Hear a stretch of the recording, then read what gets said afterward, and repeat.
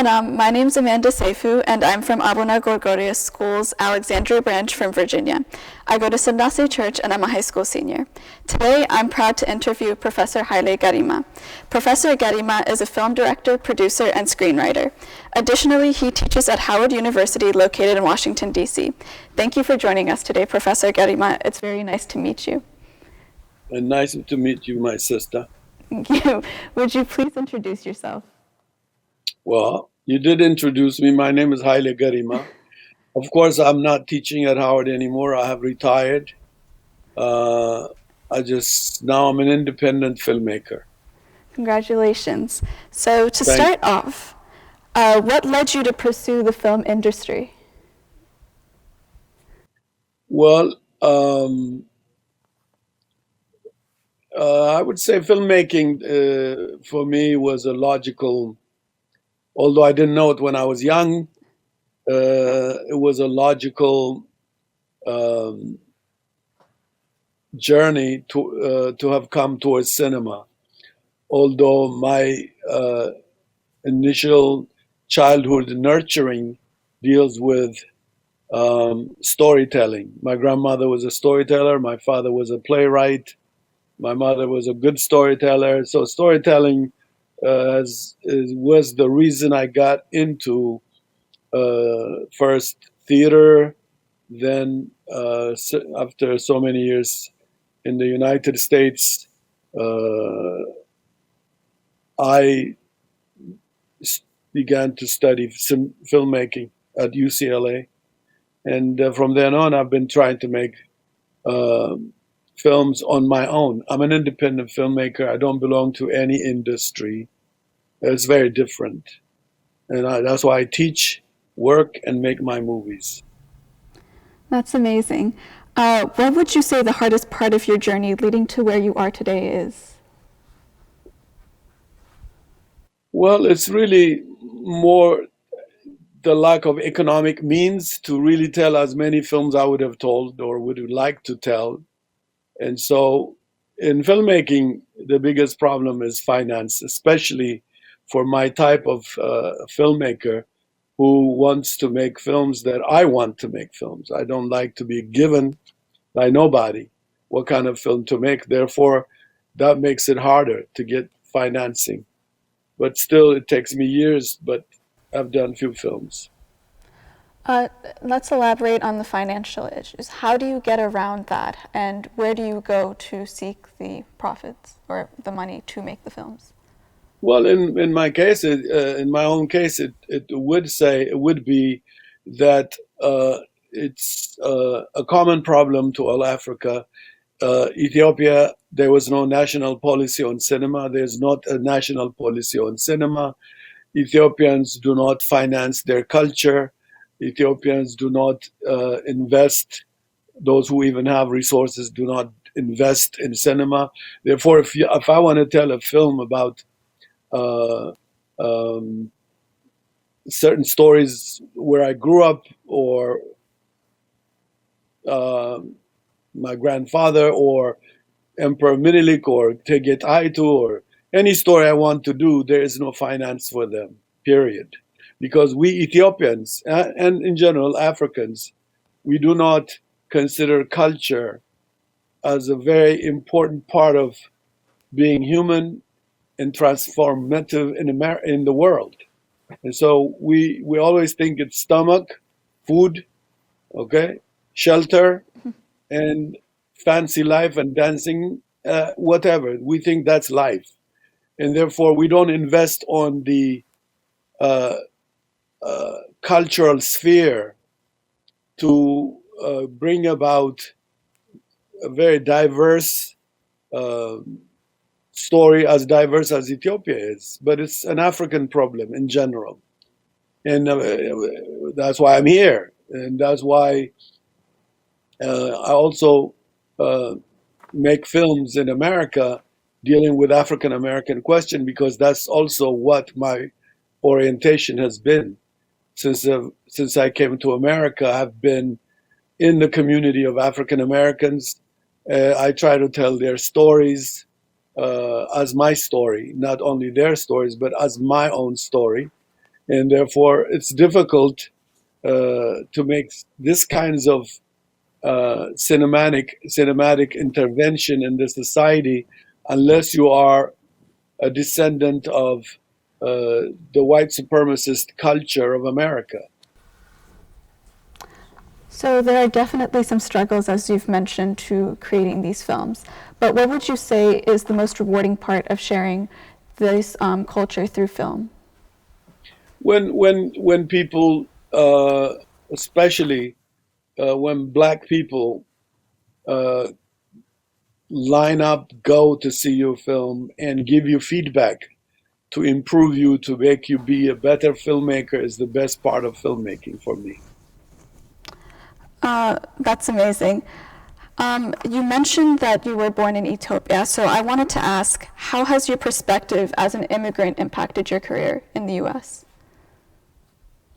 Well, first, my perspective was a very distorted perspective, a colonized perspective. I came to America thinking my country was backward. Um, I came to a civilized country, but in the process, I discovered or um, began to repossess uh, the cultural legacy of my ancestors that have become crucial once I regained my consciousness. So, when I came to America, I was a colonized person. I went to school where the very school at the time I was growing was designed by the British, and the British using English imperial language uh, created a cultural dynamics that meant that ended up dwarfing and undermining our own cultural legacy, the kind of rich legacy that was handed down to Ethiopians for generations. And so, for me, uh, regaining once I got to America, and then I was engulfed in the African American and the African Revolution of change, where the African man and woman was demanding their historical place, their significance in this planet, and recalling their lost and undermined history. That whole flood, embraced me and made me regain my sanity, I would say. Would you say there were some monumental events that helped you create this new perspective for yourself? I think it's I would say the Pan African movement of the 60s, 70s, when I actually hit on it, the whole Black Power movement. Um, it was a movement um, that struggled to restore the glorious history of Africans, and the displacement of Africans by colonialism. Uh, this spoke to me a great deal, uh, and I would say that. But then again, my father wrote plays against colonialism. He fought against the Italians as a guerrilla fighter, and therefore, I also, in the background, that the part of the history I neglected was my own father's and mother's and grandmother's story of struggle and triumph, and that also uh, fed into my cultural consciousness that I was tangling with in America, with the Black movement. So the Black movement, in other words, in America, the African American movement, made me respect and begin to recollect and regain things I have helped lose due to my uh, outlandish colonial state of mind. It sounds like a lot of events in the US helped you entangle them with your own background to create these films, which is amazing. And I'm going to shift a little bit towards your cafe, Sankofa Video and Video Books and Cafe. So to start off, what motivated you to create this cafe? Well, first, it's really, we made a film called Sankofa that went very, very big by the very endorsement of the African American population. When we finished that film, white America made sure the film will not be seen in this country. But black people took the film and literally created a community organization called the Sankofa Family and made the films succeed in theaters all the way to South Africa and Europe. They put my film on the map. And so it was logical to create a cultural center uh, to not lose sight of this significant event that happened with me and my wife, who made and produced this film. So we wanted to have a place we call liberated zone where nobody tells us what to do but our own consciousness. And that's how Sankofa bookstore first, and the cafe was a long, lingering idea that we didn't have the skill nor the resources to have started it earlier, but it came along later on. But again, it is to create a community organizations where Africans who are concerned about Africans in the diaspora, Africans in Africa, Africans in Asia can come, debate, discuss, and learn uh, to find one's own um, journey. So it's a base to encourage people. Many people, many organizations, African American organizations, who are in the study groups have used the facility. We carry Pan African books, Ethiopian students, Somalia, Sudan students have met here uh, to discuss, to study, to also do panel discussions, etc. So basically, I'm rushing it for you. This is the very idea of the Sankofa Video Books um, outfit here in Washington. But again, it is really due to the community support that we have survived this far. Even in the time of the COVID, we have survived because of I would say, the African American community and the African, not that, not many Africans really, um, too many Africans are busy working for a livelihood. So I would say fundamentally, predominantly African Americans in America and in Washington D.C. But I'll say even in America because they order all the way from Louisiana, North Carolina, Florida, Mexico. They order books, videos from us, and that's how this whole thing works, functions. That's truly inspiring and also leads me into my next question. Where did the idea to combine a bookstore with a cafe come from? Well, I'll say to you, I didn't know it, but my father, for example, when I was about 8 or 9 years old, he had opened a bookstore in Gondar, Ethiopia. And I used to help him work there. And a lot of the Arbeñas, those who fought with him, used to come to buy a book he wrote he wrote a book called Gondare Bagashau, meaning Gondare under his shield, or Gondare the shielded, or something to that effect. So it comes from that. I mean, I didn't know it. Apparently, I've ingested a whole lot of my own.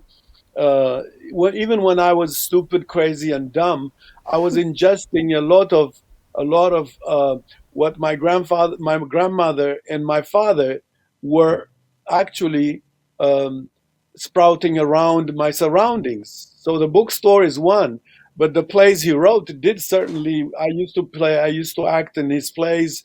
He used to take us all the way to Eritrea. He used to take us all the way to Adwa to show plays in Gondar. And so the bookstore idea comes from that. The playwriting comes from that. Even the for example, Nagodgwad Productions come from that. The name Nagodgwad, thunder, and Maifadu, for example, was my Giz name my father gave me. So one of my companies, distribution companies, called Maifadu. So I'm rushing it on you, my sister, but basically, I'm trying to encapsulate a very, very arduous, long, and difficult journey of self discovery, um, appreciating things I neglected, uh, undusting and carrying it to not only share with other people, but to help stabilize myself psychologically speaking. It sounds like Sankofa Cafe has provided a place for all people to come and connect and also learn, which is amazing. Um, Okay, well, let me add something for you. For example, what you see in the back here is my editing facility. That's what Sankofa, the film itself, provided me. I did Adwa, the film here. I also am doing now a film called Black Lions and Roman Wolves about the Second World War uh, as it began in Ethiopia uh, when Mussolini fascist Italians invaded Ethiopia. So I finished a whole 5 hours movie on this subject matter here without much help, but some young Ethiopians who do fundraisings here and there for me. So basically, this is also the other part of it. Sankofa Video Books is also a production distribution company, which I didn't really tell you clearly. So we make films in here, we distribute from here. Okay, it's not easy, but it's our audacity. that's wonderful. And it sounds like you've accomplished a lot in your career. So, what advice would you share with people who are interested in following a similar career path to yours? Well, I would say it depends where you are. It depends where one is. I have I have 6 kids I raised in America, and they have their own mind, uh, and I pray for them uh, not to squander, not to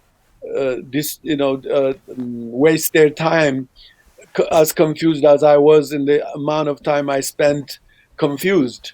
Uh, and the other thing is, uh, young people should decide what they want to do, not by influenced by people, but by worshiping anything, but their callings. They have to find their callings by bumping into many things they should try, and then go towards filmmaking. In the end, is like any occupation you choose, but that storytelling gift is necessary. Cultivating it is important. Gift is not enough. You need to cultivate gift. Um, you need to know your history. You need to know first. You need to know who the hell you are, where you come from, and then you should know the history, your immediate history, the general history, and the world history, so you don't become a casualty and a victim of English imperialism. And talking about history, we're getting closer to the anniversary of Adwa. So I wanted to shift towards the victory of Adwa. One of your documentaries is about the battle, and it captures the determination of the Ethiopian people and explains the history of the event. And since we're about to celebrate the anniversary, I wanted to ask you a few questions about the battle. And starting with, why do we celebrate Adwa? Well, if we don't, are you talking about Ethiopians or everybody else? Starting with Ethiopians. Well, let me tell you something very uh, interesting. I'm not when I was growing up in Gondar, when I was growing up when I was going to high school in Jimma, when I went to high school in Addis, I don't remember celebrating Adwa. I come from a generation who was completely detached from its historical legacy. My high school in Addis was near Balcha Hospital. I went to a Shimalis high school. I went to Jimma Meazi Hasabat school. We didn't even know what the hell they were named for. Okay, we were going to school not knowing, but we knew the French Revolution. We knew the American Revolution. We knew George Washington's chariot. But it's like we were in the dumpster of husk, uh, pretentious thing that impersonated knowledge. And so, for me, as I told you, in America, began to gain my sanity. I start to realize this historical um, uh, landmarks that even other people celebrate. Africans in America celebrated more Ethiopian history than we Ethiopian young people at the time I went to my early high school, and even when I was at the Haile Selassie Creative Arts Center, Haile Selassie University. Most of the plays we were doing at the university was Shakespearean, except maybe Gash Tesfaye Augustus's play, About Knowledge, Guy's play, maybe. Most of it is European, American, English influenced, and that's why I call English imperialism, because I'm not talking about British only, the language imperialism. I speak English by force. I think Amharic. You can understand it. If you really examine my English is not right because I'm thinking in Amharic. I'm an Amharic thinking human being. But English imperialism has, imposed on top of my local cultural acculturation, it has imposed its own for its own interest to completely derail me from my own historical context. I'm a good example of that. And not many young people, young Ethiopians of my generation who are still alive now, I really understand what happened to us. It was like a hydrogen bomb was dropped in Ethiopia by idea only, not by real bomb, but just by idea only. And the whole generation completely was disoriented and scrambled from that. So for me, I come to America, I open a Langston Hughes poem. He's writing about my country when Italians were bombing Ethiopia in a book called Good Morning Revolution. Du Bois, Paul Robeson cites Ethiopia. So I said, dang, I must be coming from a great country. This is because these are the people I admired. Kwame Ture, who used to be called Stokely Carmichael, Malcolm X. These people, when they were like talking about Ethiopian civilization, I was ashamed because apparently they're talking about something I neglected. And so all my life now really is recalling everything I neglected out of recklessness. So if you ask me anything, there's not many films I made, but it's trying to recollect out of the ashes of my own recklessness that I participated with American Peace Corps, British teachers, Egyptian teachers who were British brought to teach English, Sudanese teachers. These are the teachers that helped disorient me. And therefore, I live a life of repentance to recall my past. It's a kind of punishment when you think of it. So basically, Adwa, when I'm a walk now to do Adwa, the film I should do that, I should have done a dramatic film about Itege Taitu and Minilik. It would have been the most powerful story ever told in motion picture. At the time, at that time, I didn't have the money to do what should be done. But then I said, okay, even if I don't get still living people, let me go talk to the mountain, to the land, to the earth, who can still speak to me to tell me what I have messed up. You mentioned that Adwa has influenced American history and just history in general with figures like Malcolm X. Could you elaborate on Adwa's contribution to the world and specifically Ethiopia throughout history? Well, throughout the world, I should say. In America, I'm not speaking really white America. I'm speaking about Black America. African Americans have always, even early in their 400 years of struggle in churches, in Pentecostal churches in the South, there's not a single Sunday they don't recite Ethiopia. That's something I'm sure you will begin to see more if you're not aware of it. But the other part of it is Adwa. Adwa was a triumph to all the people of the world who were suffering under white supremacist, primitive and neocolonialism, to become neocolonialism, but primitive colonialism. If you go to Iran, you will find women having a fan made out of a picture of Iteget Haito and Minilik. Why? Okay, the Tsar of Russia gave Minilik a prize. The Pan-African movement in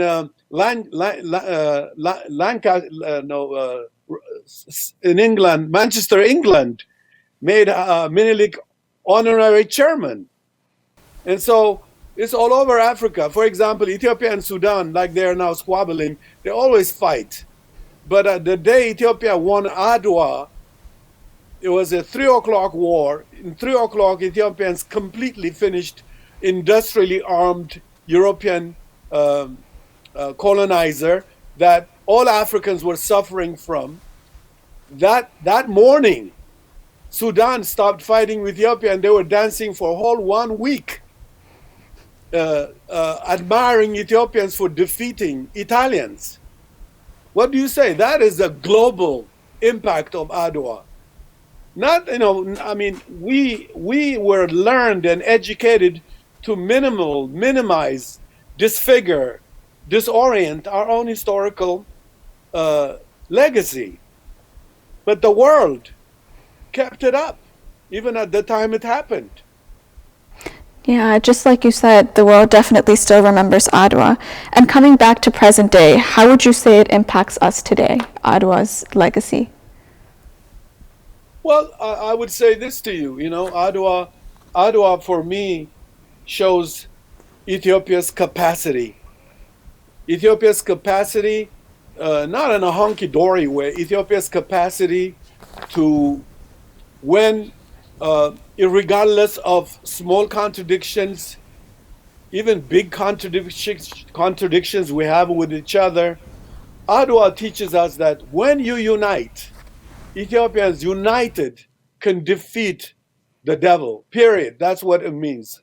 And this is the example that was written by Nkrumah of Ghana, Gamal Abdel Nasser, Pan-Africanists throughout the world. This is what they talk about. When they say Ethiopia, when they saw Ethiopia, they said, when they saw that history, including Mandela, when they saw that history, they said, it's possible. After all, imperialism and white supremacy is not omnipotent, it's defeatable. That's the best knowledge we need now when we are mentally colonized globally by white supremacist paradigm of civilization. You mentioned earlier that your generation somewhat forgot about the Battle of Adwa. So what would you say this generation should learn from the significant figures who were part of the battle? Well, let me tell you, but you got to know what happened to us because we neglected our past. You want to know that, then it becomes the military dictatorship of Mengistu Haile Mariam, the Derg barbarism and the murderers' act done against young Ethiopians, the subsequent issues that came directly from Ethiopian young people who went into EPRP, Mason, TPLF, EPLF, EPRP, all the movements, including the Eritrean EPLF, TPLF, etc., Mason. All these movements came out of the stomach of the disoriented Ethiopian generation. The repercussion, we're paying for that repercussion, for that negligence.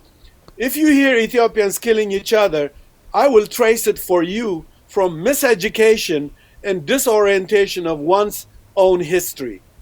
There's nothing that happened in Ethiopia from Haile Selassie time to Malles's time and maybe to the new time. This scar of this disoriented, disfigured generation continue to linger. Okay, and that is the lesson for my generation. The young generation should know, before they hate anybody, etc., they should know the disoriented generation left a legacy. Well, the wanting to, to change a country, to make it better, is the good part. But not knowing your country does not give you the license to change the country. One has to know oneself, one country, one's people, to have the license to be the politicians of those people. You can't just by dictatorship, by generational right, start to decide which way Ethiopia should go. You have to know first who she is. Where does she come from? So for me, the lesson for young people is to say, don't be like the Haile Garima generation. Don't be like, it doesn't matter. All of us brag how our generation was political. Yeah, but political, but did we know our country? Did we know our history? We knew Europe, we knew Lenin, we knew what he ate for breakfast, we knew Stalin, we knew Mao, but we didn't know Abichu from Selale. We didn't know Amora women from Armachoho. We didn't know Garasu Duke from the Oromo area.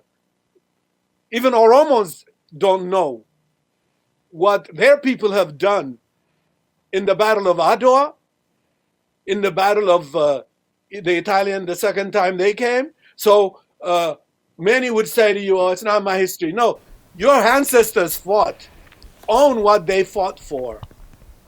I say to everybody, all Ethiopians from all region, all religion joined to make Adwa happen. This is why I told you it's a united Ethiopia. It's not a political appeasement I'm talking about. I'm talking about when Ethiopians from all religion, from all national group, from all region joined to fight. And when I say joined, by the way, not all of them joined. Okay?